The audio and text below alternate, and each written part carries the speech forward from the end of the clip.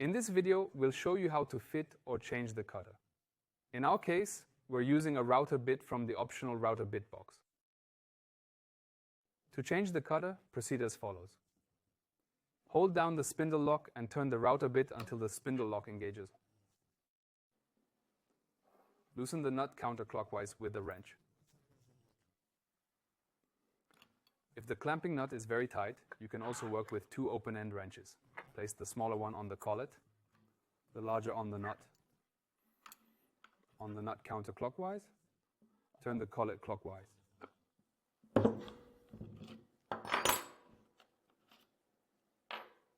Select the appropriate router bit depending on the application.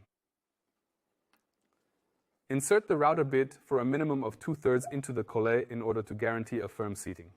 Concurrently, ensure that the router bit does not make contact with the clamping nut. Hold the spindle lock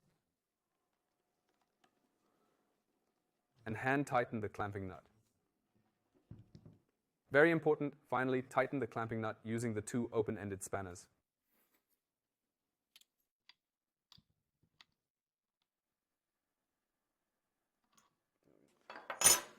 Before you work with the router, please check that the router bit is securely seated and runs true.